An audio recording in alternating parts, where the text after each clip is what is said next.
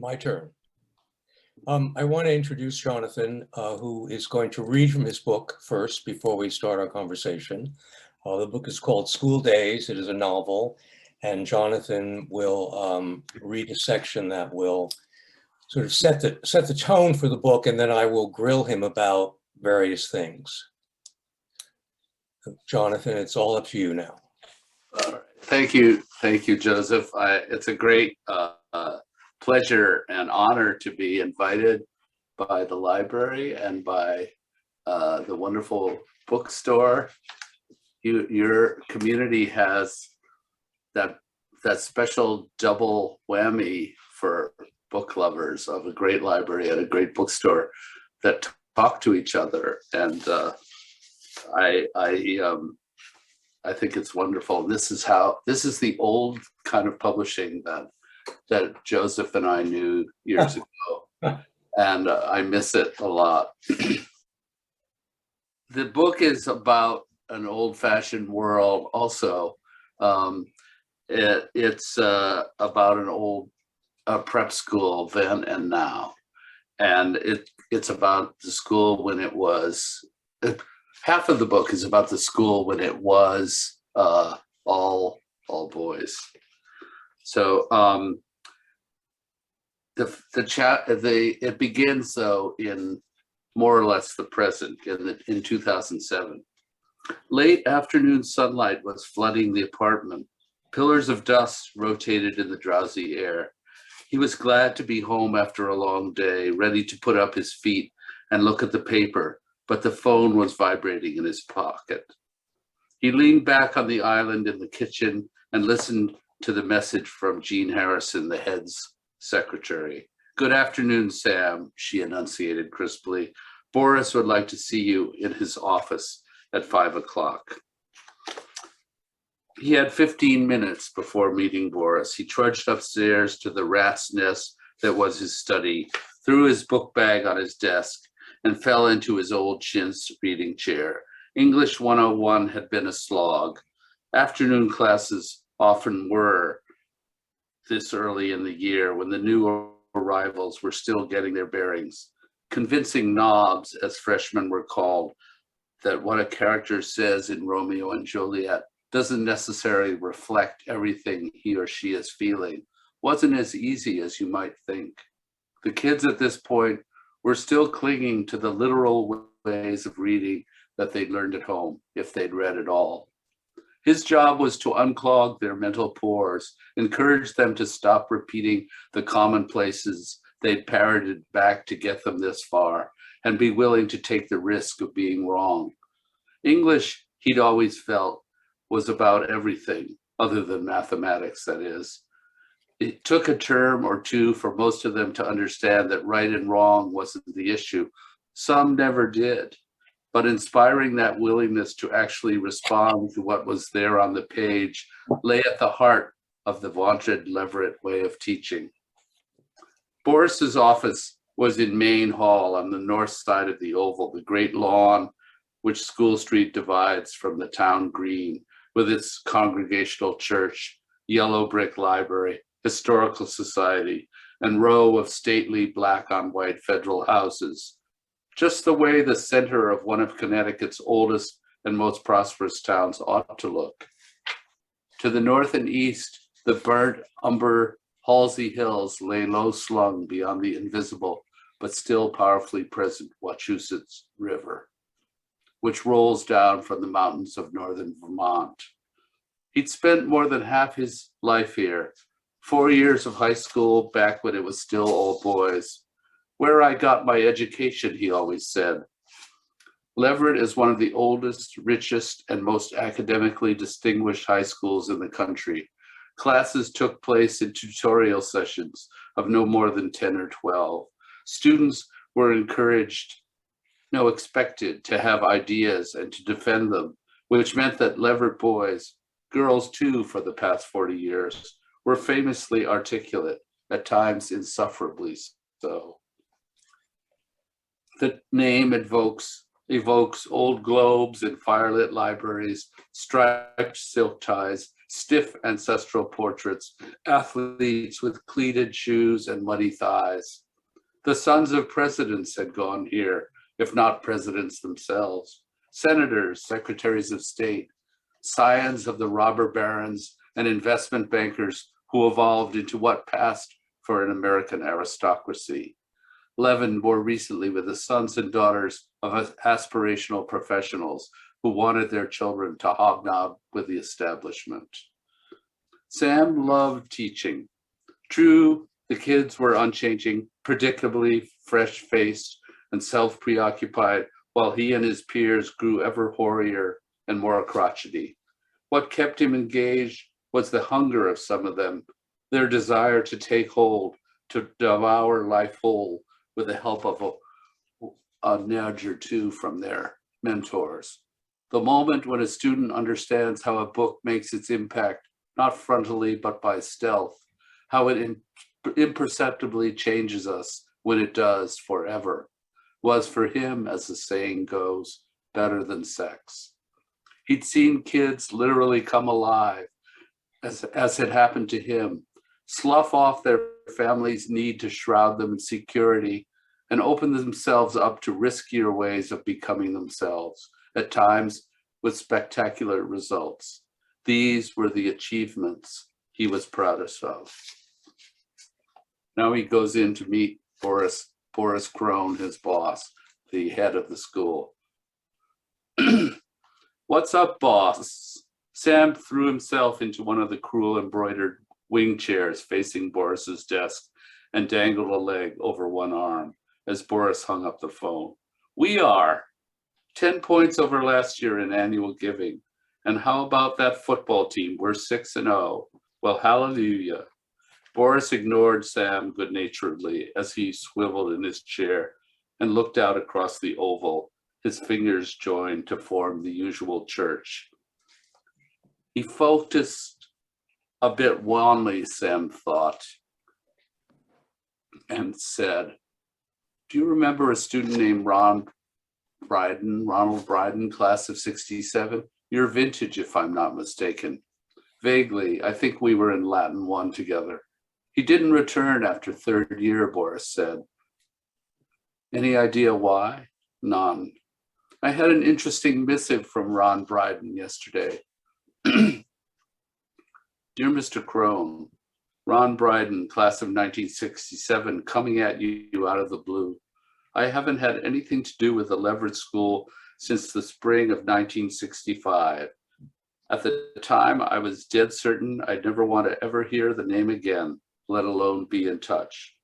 Lately, though, I've been thinking that the time has maybe come to try and turn that around with a few amends made. I'm hoping you'll agree.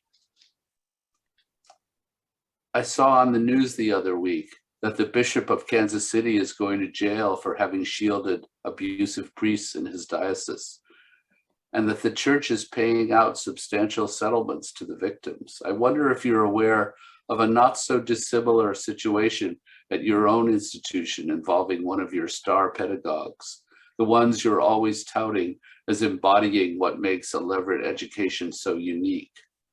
Imagine faculty malfeasance at the Leverett School, of all places, and with dire and enduring consequences for yours truly. I'm curious as to how this news strikes you and what you think should be done about it. I look forward to hearing from you very, very soon. Most sincerely, Ronald E. Bryden, Esquire. He sounds a bit unhinged, Sam said, or hurt and confused and angry, you think? And quite possibly litigious, Sam said. Have you responded? Not yet, but I will. Sam, I need you to find out everything you can about Ron Bryden's career at Leverett, his academic record, who his teachers were, where he lived, why he left. Get me everything you can on the QT, please. Boris gave Sam his trademark soulful stare. We need Ron to understand how concerned we are, above all, about him, he added. Really, there was no one like Boris. Suppose old Ron turns out to be a grifter.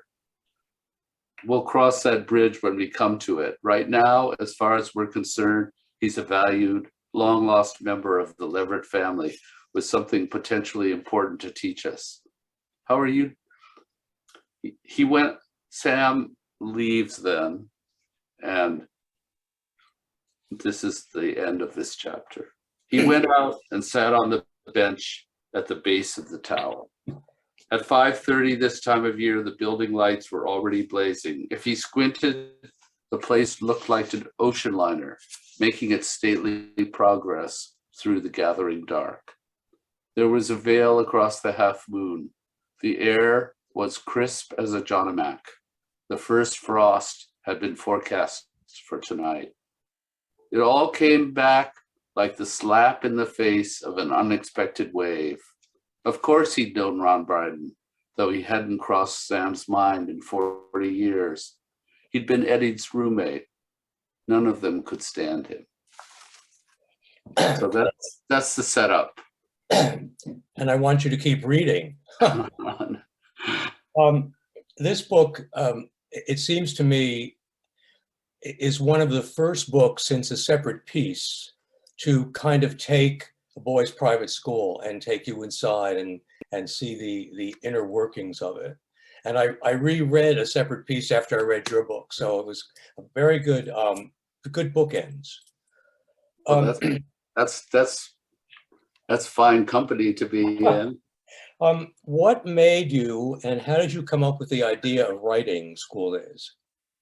Well, I did go to a school like this, and the next part of the book is Sam's reminiscences of being, he goes into a long reminiscence that goes on for a long time about what it was like to be there. And it brings in Ron Bryden and all the other characters. And that's very much drawn from my life and it was part of the original impulse of the book.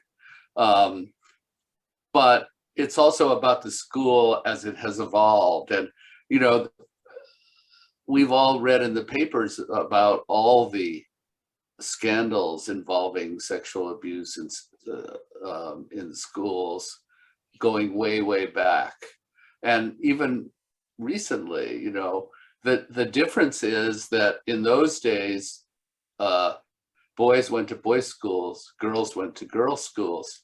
That isn't true now. They're co-ed. And what's happened is the accusations tend to be now about teachers abusing girls. It's interesting that, and I have theories about that, but it's changed. The valences have changed, but not the actual situation. So those are some of the reasons why I wanted to. I have hastened to say that I never experienced any of this kind of misbehavior myself, but I have learned things about people I knew through the great historical thread of gossip, which is how we know so many things in life. So that there was a kind of personal impetus behind it that wasn't autobiographical. Sam Brandt is the linchpin of the book because he was a student in the 60s and he's now a teacher. And he's conflicted for various reasons, and it's hard not to give away the plot by talking about it. But he seems to be wanting to find himself again by going back, even though it's in the 2000s now, and he's been asked to sort of research what this former student is saying. But he really, I found he got so immersed and entangled in his life back then that it was kind of difficult for him to keep the pieces going in both sections. Well, I think that what Sam is discovering sort of concurrently with this thing is he has a lot of unfinished business in his own life, and it sort of dovetails with this, and I think that probably his coming to terms with his own sexuality is part of the, is how would you say, conditions his reminiscences about his history, and they are intertwined in not in literal ways, but psychically, I think. I want to talk about how you put the book together, because it covers the 1960s and 2000s, and there are 15 characters. So how did you keep them separate? Did you have a chart? Did you say, okay, Ben's going to do this today and Sam's doing that?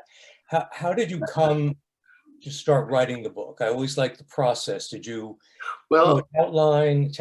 Bring us through the whole process. I mean, there are two sets of characters. You're right. They're the characters from the old days, his fellow students and his favorite teachers, and then there are his colleagues and his favorite students in the new day. So you're right. There are a lot of characters. My editor and publisher very wisely told me to put in a list of the main characters, which helps. But yes, there are a lot of characters, and I think that that's the way life is. There are a lot of characters in your life, aren't there? And I think that they play against each other, but I think that they hold water as people. I hope they do anyway. You have written, I want to just digress for a minute. You've written 3 books of poetry, and this is your second novel. And you once said, I never thought I could write fiction, but you've now done it twice. What made you feel that you could finally make the switch over? Well, the first novel I wrote was called Muse, and it was about publishing, and it was about 2 larger than life characters whom I knew very well. Roger Strauss, that we were talking about before, who was my boss for many years, and James Laughlin, the founder of New Directions, whom I also knew. And they were 2 of the last of the great independent publishers, and they hated each other.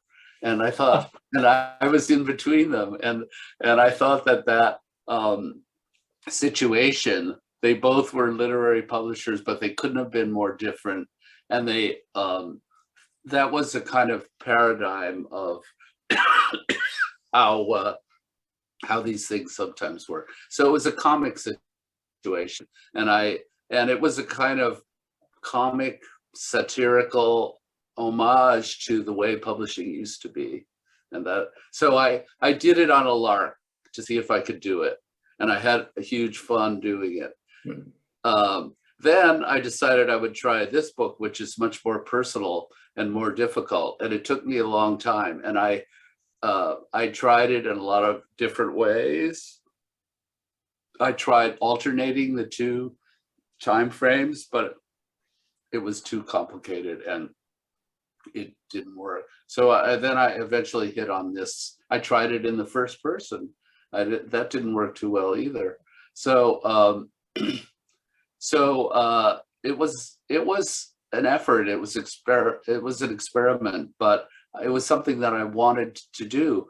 I've always been a publisher all my career, but I've also always wanted to write too, and I do it avocationally. But it's always been part of my sense of what I'm doing, and so somehow writing fiction became part of my challenge to myself, as it were. You also said that when you're writing poetry, my poems are always about my life in one way or another. Would you say that this book you've written, School Days, falls into that same category? Yes, in many ways it does. Not 100%. I mean, as I say, the book is really about it's about teaching and the various ways that teachers relate to students. And sometimes that goes wrong. Sometimes it's very rewarding. Sometimes it's mutually beneficial. There's a lot of intensity in the student-teacher relationship. I benefited from great teachers. I've always done a little teaching on the side, and I love that relationship. But I'm not a professional teacher, so this subject is something I investigated in a kind of interested way, but it's not autobiographical that way. I'm not a teacher, you know. I'm a publisher by profession, but I thought I might be one. I guess that's the answer to your question. When I was a student, I thought I might be a teacher because I was so impressed with the great teachers I knew. Being a writer and an editor, are you ever conflicted if you're working on someone's book and try to insert yourself, since you as a writer have a certain opinion about how things should be written? Well, no. The short answer is no, because as I often say to the authors, it's your book. You know, you're going to decide. I'll give you my thoughts about it, my suggestions, my feelings, but you decide. And one of the authors that I've worked with the longest and fondest of, Jonathan Galassi, he often makes fun of me when he says, "It's your book." He said, you know, so but it is their book, and I'm just there to try to make them aware of options, make them aware of things they might not have thought of, help them to, you know, make the pages foursquare. So it's all my job as an editor has always come first. You know, I don't steal time from my being an editor to write. I don't think that's fair. And it's also, it's not that I miss being a writer when I'm doing editing. I love editing. I love the relationship. In a way, you might say that being an editor is a kind of another way of having the kind of relationship that a teacher has with a student. Not that I'm teaching them anything, but there's this intense shared space that is very wonderful and hard to replicate in other ways. Do you, since you write poetry and fiction as well, do you approach them in different ways? Is it easier to sit down and write a poem than to sit down and sort of scope out a novel? You know, a poem is short, and it's often inspired by a line or words, but I don't really I don't have time to mix the two all that much. So I am working on a poetic project that I've been working on for a couple of years, but it's sort of went on the back burner while I was trying to finish this book. But they're different impetuses, really. You know, with fiction, you're trying to create a world of characters and a kind of dialogue among them, you know, which is, it's hard to do that in poetry. I think poetry is much more your dialogue with yourself. How do you approach the novel? Do you sit down and do an outline? Do you have an idea and just start typing? Do I think you? I remember when I started writing the first one is I I decided I would write every day for 2 hours on vacation or whatever, and not look at it, and just work on it for a month and then go back and see what was there. And that worked. And it was more enjoyable to read than I was afraid it would be. So I no, I don't I mean the form of the book eventually emerges, and then you have to fill out the form. But I start with a voice. I think that's something that's probably similar to poetry. Poetry is all voice, and maybe fiction is too, but it's manipulated in different ways. What would you say is your favorite part of the writing process? Editing, always editing. You- Always. And actually, that's one thing I like about writing on a computer. Many writers don't, but I find that you can change what you've written instantaneously. You can improve it. You can, and I always save what I've done, but I very seldom go back to it. So I find that the labile quality of that very helpful to me. How long did it take you to write to come to the finished manuscript for School Days? About 6 years. Really? I hate to admit that, but yeah, that's true. Yes, because I was doing other things, and it was hard. It was hard to make it find a shape for it, as I said earlier. So As a writer and editor, can you actually be objective about your own work?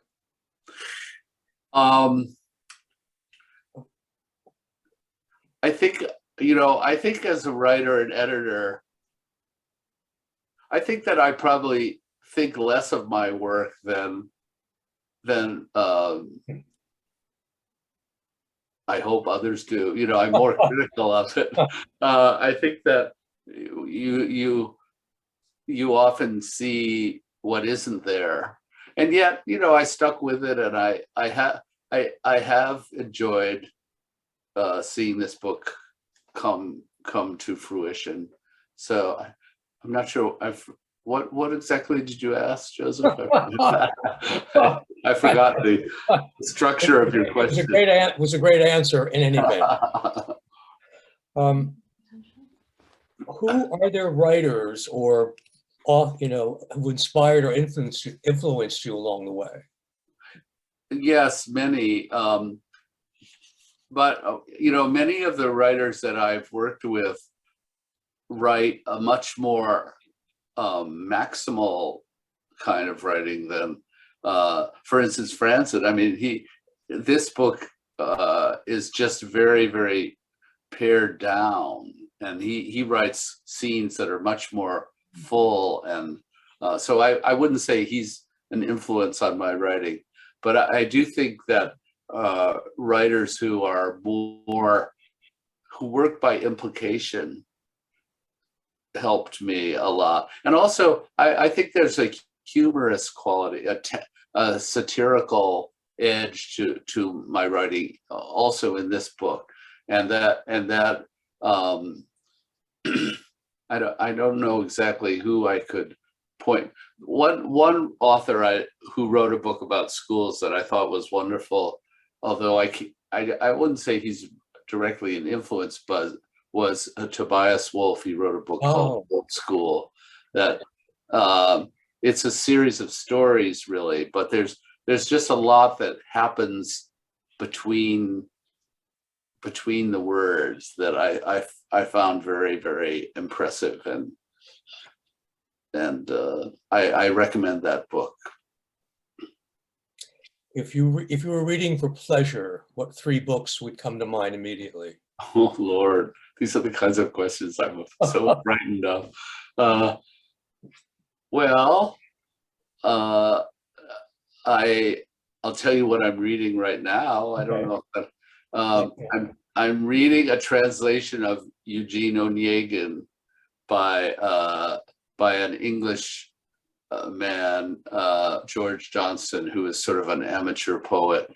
And I saw the opera recently, and I'd never read the poem, and I thought, okay, you have to deal with that. I have to say it's not everything I wish it were, but it's fun.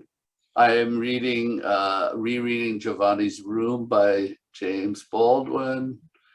What else am I reading? I have all these books all over the place. That's two anyway. Is that enough? Yes, that's fine. We were talking before we went on about the old days of publishing.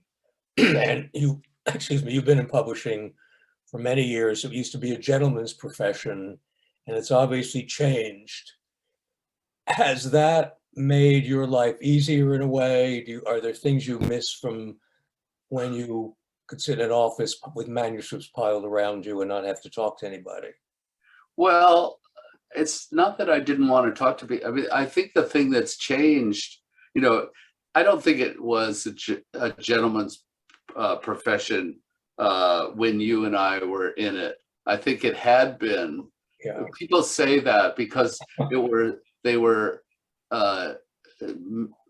people of means who wanted to do something worthwhile, who started little publishing houses. That was what they meant when they said it was a gentleman's profession. And maybe it was also because only gentlemen could afford to work in publishing. But what it was when I started out in the 70s was it was a people business. And, we would have these long sales conferences. I'm sure you remember them, where people would come together with the sales people, the editorial people, other people from the company, and they'd spend 2 or 3 days. They'd get drunk at night. They'd have passionate arguments about the books. And then the salespeople would go out and sell them to people like Fran.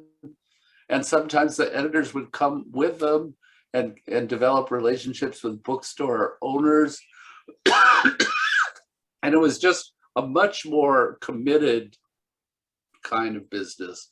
That's all changed now because of the internet, because of online book selling, and the companies have consolidated. The selling is much more algorithmic. What hasn't changed is the relationship between the editor and the author. That's still very personal and the best part of the business, I think. But there was a kind of camaraderie among all the different departments in a publishing house that is hard to replicate today. I mean, one of the things I love most about my work in publishing is working with the designers on the jackets of the books. I love those designers. I love their response to the text, and we have a lot of fun doing that together. And that sort of retains that sense of companionship that we had in the old days. So I miss that. There is a quote about, sorry, about you and poetry. And now, of course, I've lost where it is. Poetry is really about your mental state or intellectual and where you are, and you're trying to evoke that, explain it to yourself, whatever you're trying to dig into it and analyze yourself. Is that when you're writing poetry, or when you think of an idea, is it because you've thought of something about yourself that you want to expand and explore? I guess that's probably, where does that quote come from, by the way? I tell you, on Brainy Quotes, I found about 27 pages of Jonathan Galassi quotes. Oh, okay. I printed them all out, and I'm going to keep them in my file. Oh, all right. Some of them are brilliant. I think that for me, that has been true. That not all poets write that way, but I think that at the core of the poet's project is trying to figure out one's relationship to the world. I think that's true for Wallace Stevens, it's true for T.S. Eliot, it's true for Frank O'Hara and Lucille Clifton, and many writers. And the poem is the vehicle of this work, this psychic work. I think. And in the book, you see what happens is Sam is teaching poetry to one of his students, and they have these dialogues about what the poem does and what it means. It's kind of the other side of that. It's the reader's experience of that. Getting back to School Days, are you pleased with, you've gotten some great reviews. Are you pleased with what's happening with it? Well, I'm really pleased with events like this where there's a personal connection. I mean, you and I are engaging about it, and all our friends here are listening in a way I can see them. It's really it's not quite the same as meeting together in the library, but it's close. I think that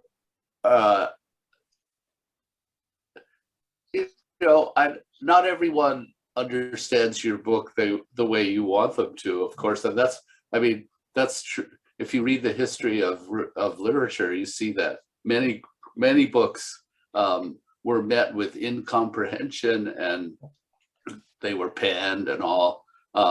Some of them deserved to be panned, others didn't.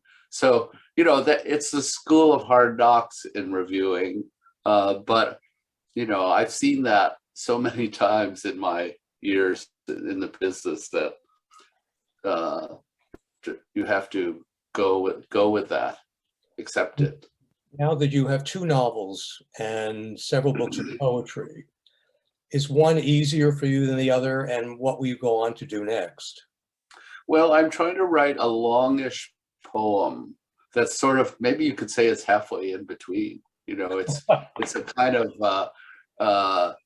meditation, kind of stream of consciousness, like excuse me, thing that I don't think I could have written that before I tried writing the novels. We'll see how it goes, but that's the thing that I'm going to go back to this summer. Yeah. Getting back to School Days, I can't seem to get those characters out of my mind.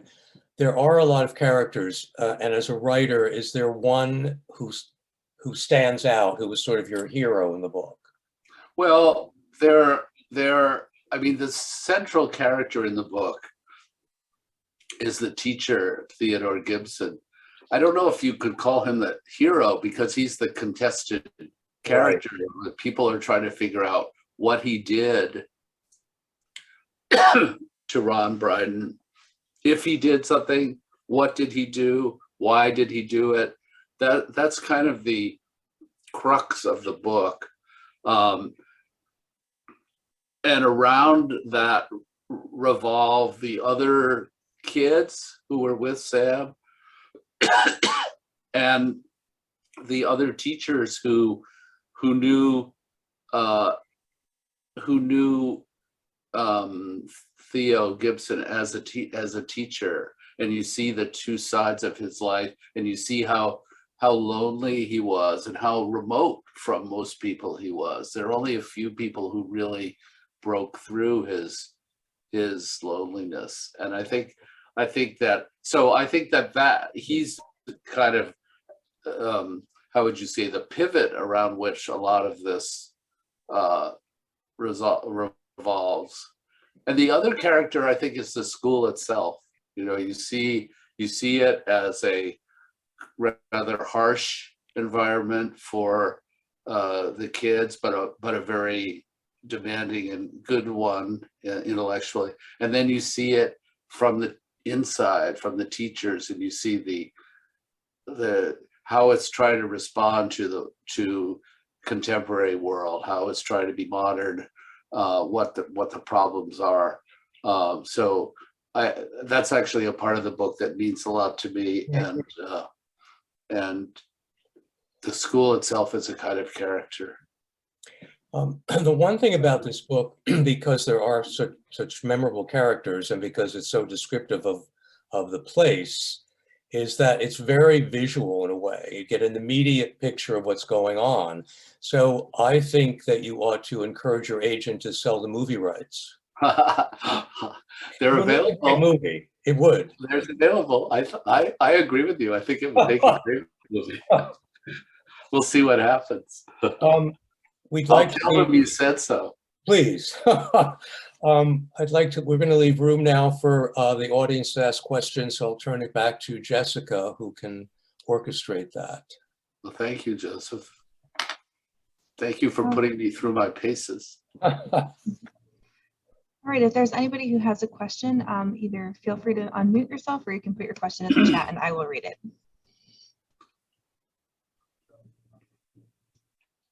I don't know if Rebecca is still here. She had a question. I have a question. Go ahead. Many aspiring authors are told that they have to define a genre before they begin writing. Did you have a genre or a market in mind when you started writing? You know, I don't think I did. Maybe I should have, but you know, there is a kind of mystery. There are mysteries in the book as to what really happened. It's not a whodunit, but it's more a why done it or if done it. And so there's that backbone to it, but it's really a book about character, and it's not, you know, it's not a commercial. It's literary fiction, I guess you'd say, in that way, and so it wouldn't fall into the certain categories where people expect a different kind of a resolution. So, but I'm not really. I was doing it as a challenge to myself, as a kind of investigation. A research into all sorts of things, not as a commercial enterprise. But maybe Joseph will help me turn that around.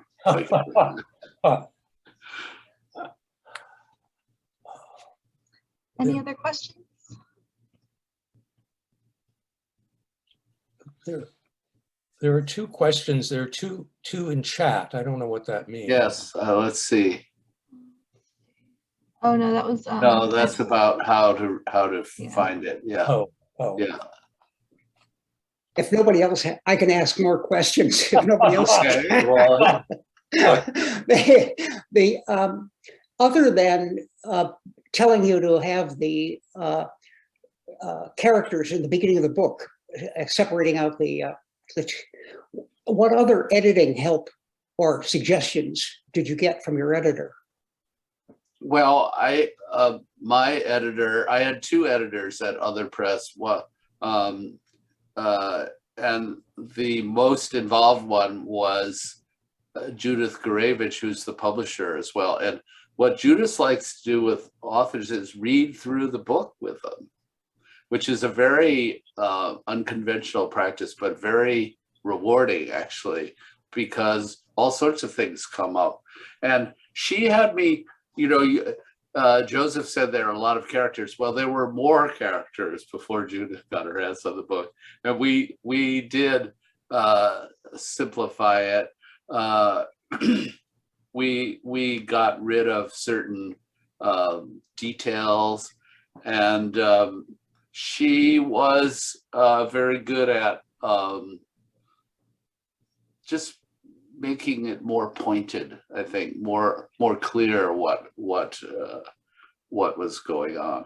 So she helped me a great deal with the book, as did Alex Peretta, her the editor, who also went over it word by word. Yes. I have a question. I'm wondering if you had read the book or the article in the Atlantic, "The Private Schools Are Indefensible." And it was a really fascinating book looking at a number of different elements of private schools, both in terms of the immense resources and wealth that's required to go and that's put into these schools, and certainly the opportunities afforded to a very small group given who are able to access these schools. But there's also another element that it looks at, which is the way parents have changed. And that it used to be that essentially they would drop their kids, there's a quote in the magazine, something along the lines of, drop the kids off at the gate and say goodbye, and that was it. And how that has completely changed, and that parents are now over involved to the point of making it torturous and intolerable for the teachers at the school. So I thought this would be a very interesting article for you, but I was wondering, in your preparation for writing the book, did you look into and explore and notice a real contrast between the way things were at the school when you were there versus these days? I certainly noticed big changes, and I do talk about them. I read that article, but it was after the book was more or less finished. Who was the author of that piece? It was written by Caitlin Flanagan. Yes, I remember reading it. I mean, I think that the history of the schools is, I understand what she's saying about the kind of privilege that these institutions enshrine. Some of them are actually very involved in trying to broaden their the opportunities, and often some of the biggest of them have need-blind missions and all, but still they're serving a very small group of kids, and that's why the kids get a huge amount of attention.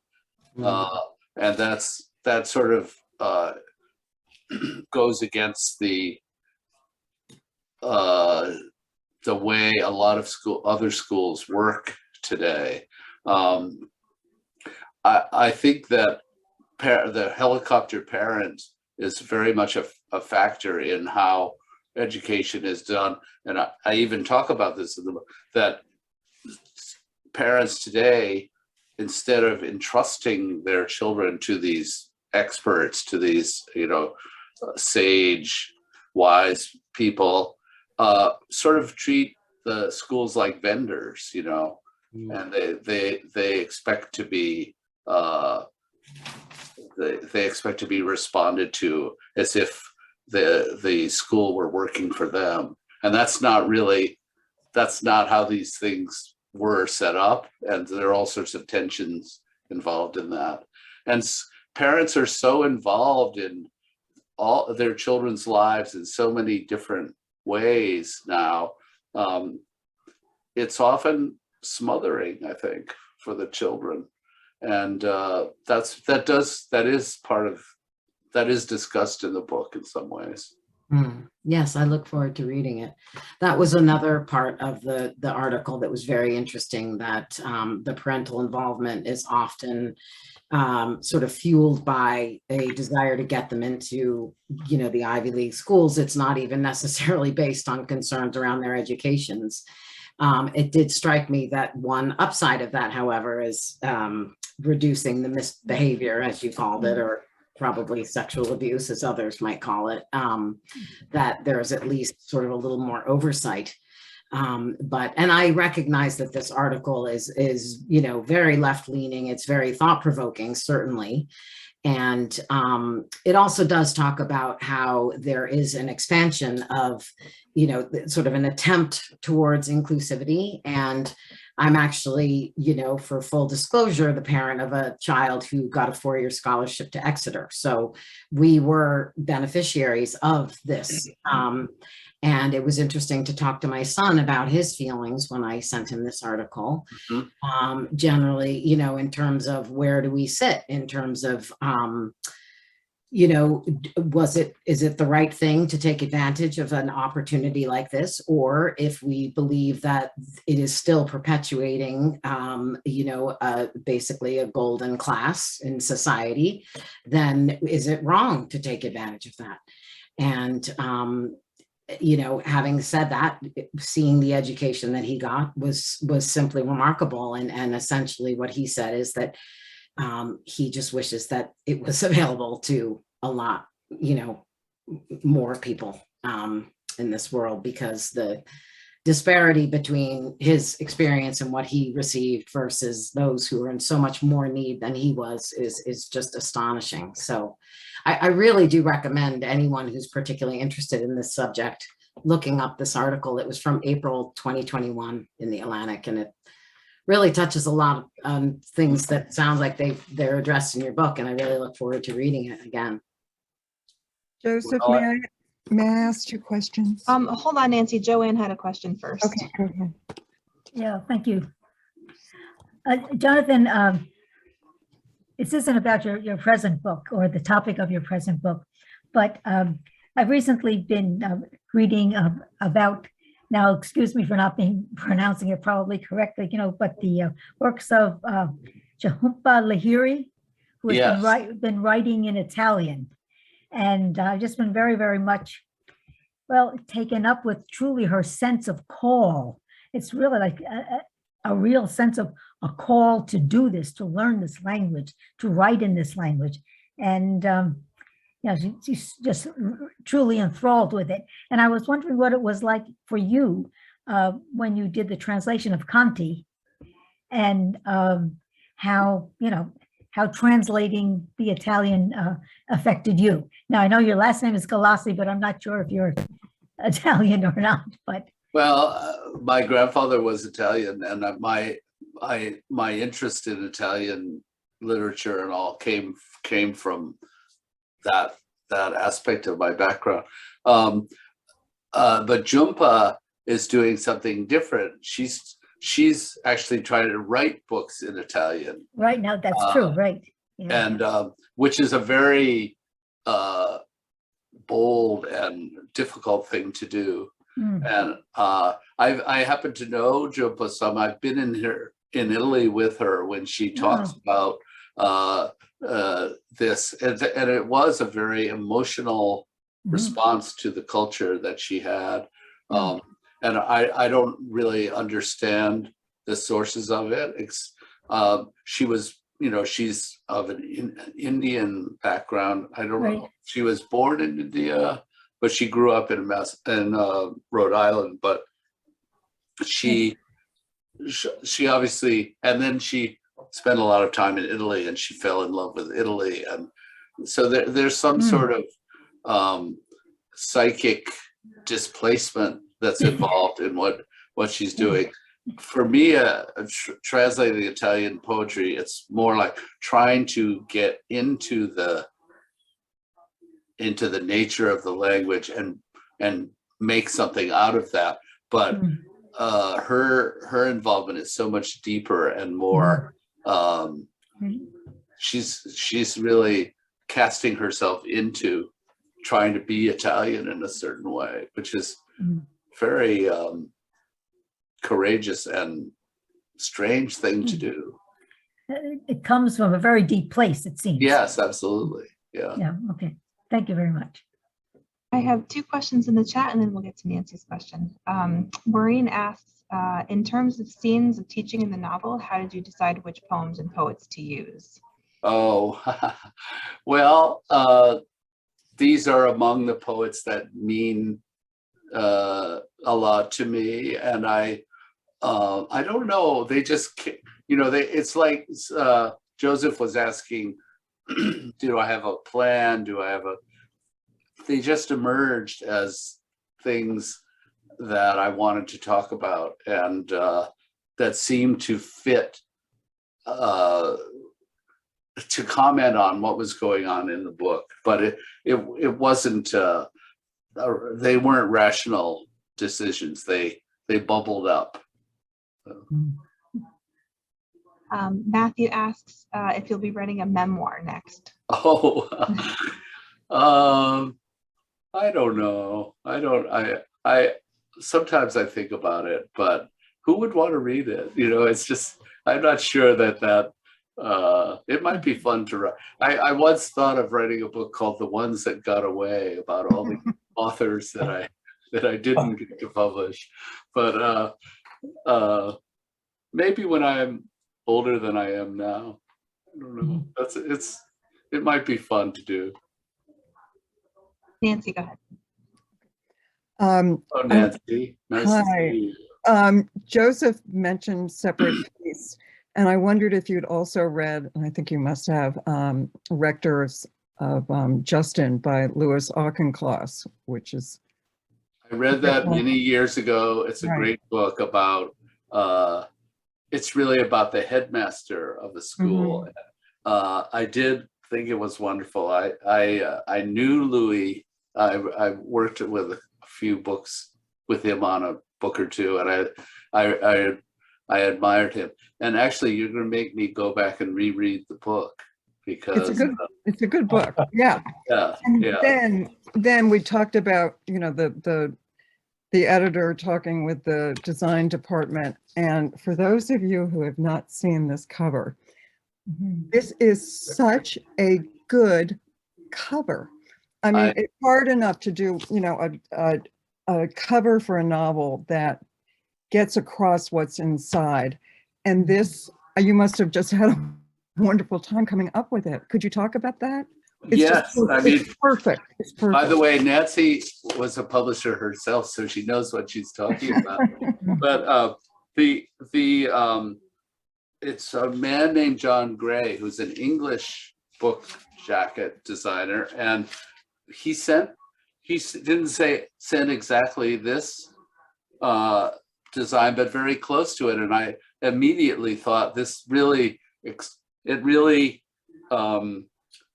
captures so much about the book, because if you look at it, it's actually the same model as both characters, but we changed it a little so that they're a little more different, and then you have the eyes down here, but you know, there's a sense of mystery and a sense of, I think it's quite sexy too, actually. Yeah, well, and also doing the black and white for one of the images and putting in color, and then having your name written like you might have written in school. I mean, there's not one element that isn't just. Yes, I agree with you. I think it's a fabulous jacket, and I was elated when I saw it, and working with him was such a joy. He's done stuff for FSG and other publishers, and he's just great. So I agree with you. Thank you for saying that. Congratulations. Oh, and I've read it. It's wonderful. It's wonderful. Thank you. Yeah. Well, the jacket sort of conveys some of the, you know, we talked about the hardship and this, but it also, the jacket conveys the kind of effervescence and you know, adolescent exuberance of the kids. So I've also read the book, and for anybody who hasn't read it, you really ought to. It is terrific, and really it's unusual and fascinating. Well, thank you so much. That's very kind. Any other questions before we part this evening? Well, thank you all for listening, and for your enthusiasm. It means a lot to me. And Joseph, thank you for grilling me. You did a great job. Thank you. It was great to talk to you. And thank you to Fran and Jessica also. It's been a fun evening for me. All right, thank you for joining us. And thank you to Fran and Joseph as well. And be sure to get your signed copies at the Hickory Stick Bookshop. Yeah. And you can find the recording of tonight's program again at gunlibrary.org. Thank you. Thank you. Thank Thanks you. a lot. Thank you, everyone. Good night. Good night. Bye.